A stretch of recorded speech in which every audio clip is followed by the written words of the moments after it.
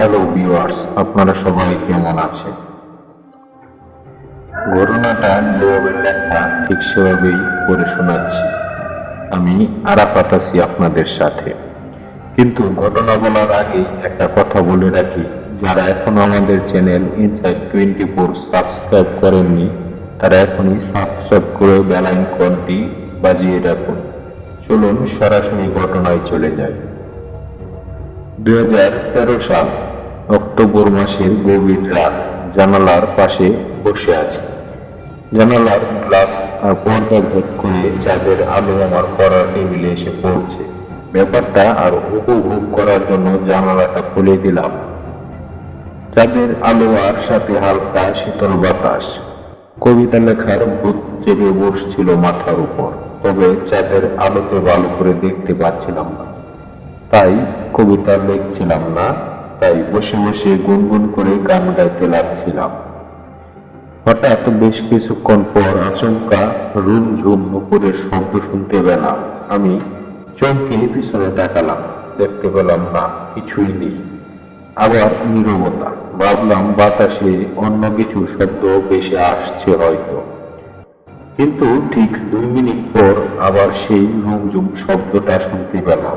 এবার আমি পিছনে না তাকিয়ে চুপচাপ শুনতে লাগলাম। খেয়াল করলাম শব্দটা আমার পিছন দিয়ে এসে আমার পড়ার টেবিলের ডান পাশে গিয়ে থামল। তবে শব্দটা ছিল একটা নুপুরের। মানে যদি এক পায়ে নুপুর করে কেউ হাঁটে তাহলে যেমন শব্দ হবে, শব্দটা ঠিক তেমন। কিন্তু মজার ব্যাপার হলো কাউকেই দেখা যাচ্ছে না সেখানে। আমি মনে মনে একটু ভয় পেতে লাগলাম। কিছুক্ষণ পর এবার চুরির শব্দ শুনতে পেলাম। মনে হলো কেউ হাতে চুরি করে হাতটা টেবিলের উপর রাখলো। আমি অনেকটা ভয় পেয়ে গেলাম। কিছুই বুঝতে পারছিলাম না কি করব, কি হচ্ছে এগুলো আমার সাথে। আমি যেন চেয়ারের উপর জমে যাচ্ছি। মিনিট কয়েক বাদে আবার সেই রুমঝুম শব্দ। এবার শব্দটা যে পথে এসেছিল ঠিক সেই পথেই যেতে যেতে এক সময় মিলিয়ে গেল। আমি অনেক ভয়ে চেয়ার থেকে উঠে বেডে গিয়ে চুপচাপ শুয়ে পড়লাম। কিছুক্ষণ পর আমি ঘুমিয়ে গেলাম। তার বেশ কিছুক্ষণ পর আমি দেখতে পেলাম আমার পিছনে সাদা শাড়ি পরা একজন তরুণী হেঁটে আমার দিকে আসছে। কিন্তু তাকে দেখে মনে হচ্ছে যেন একটা মরা মানুষের মতো। আমি খুব ভয় পাচ্ছি, কারণ সে আমার দিকেই হেঁটে আসছে। খেয়াল করলাম তার এক পায়ে নুপুর নেই, অন্য পায়ে নীলাভ একটা নুপুর। চোখে মুখে একাকিত্বের ছাপ। আমার দিকে এক পলকে তাকিয়ে আছে। আমি ভয়ে দৌড় দিতে চাইলাম, কিন্তু আমার পা হাত কিছুই নড়ছিল না। আমি ভয়ে যেন জমে গিয়েছিলাম। তো এরপর সে আমার 5 গজ দূরে এসে থমকে দাঁড়িয়ে গেল। তার ডান হাতটা তুলে ধরলো আমার দিকে। নীলাভ সেই এক পায়ের নকুরটা খুলে হাতে নিল, আলতো করে ছুঁড়ে দিল আমার দিকে। আমি ধরলাম সেটা। আমার ঘুম ভেঙে গেল। নিজেকে আবিষ্কার করলাম আমার বিছানায়। বুঝতে পারলাম না এটা স্বপ্ন ছিল নাকি সত্যি, কারণ যেই নুপুরটা আমি ঘুমিয়ে হাতে ধরেছিলাম সেটা এখনো আমার হাতেই। আমি অনেকটা ভয় পেয়ে গেলাম। তার কিছুটা সময় পরে আমার রুমে একটা সুবাস অনুভব করতে পারছিলাম। আমি অনেক ভয় পেয়ে তাড়াহুড়া করে আমার মাকে ডেকে তুললাম আর মাকে সব ঘটনা খুলে বললাম।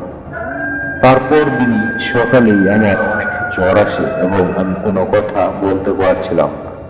তো আমার বাবা একজন হুজুরকে আনেন।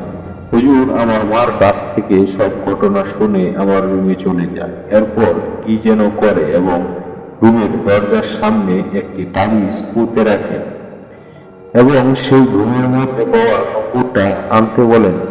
মা সেই নুপুরটা এনে দেন হুজুরকে। হুজুর এরপর এক গ্লাস পানিতে দোয়া করে ফু দিয়ে সেই নুপুরের উপর ছিটিয়ে দেন এবং কিছু পানি আমার উপরেও ছিটিয়ে দেন। কিছুক্ষণ পর আমরা সবাই দেখতে পেলাম সেই নুপুরটা একটা কালো কাক হয়ে উপরের দিকে উড়ে গেল। এটা দেখে আমরা সবাই অনেক ভয় পেয়েছিলাম। তার কিছুটা সময় পরে আমি আস্তে আস্তে কথা বলতে পারছিলাম এবং কিছুদিন পর আমি পুরোপুরি সুস্থ হয়ে যাই। তারপর হুজুর চলে যাওয়ার সময় বলে যায় যে রাতের বেলা যেন আমরা কেউ ওই জানালাটা খুলে না রাখি। আর আমরা কোনোদিনই ওই দিনের পর থেকে ওই জানালাটা আর খুলিনি। আর কোনো ভয়ঙ্কর ঘটনাও আমাদের সাথে ঘটেনি। প্রিয় দর্শক, আজকের এই ঘটনাটি এ পর্যন্তই ছিল।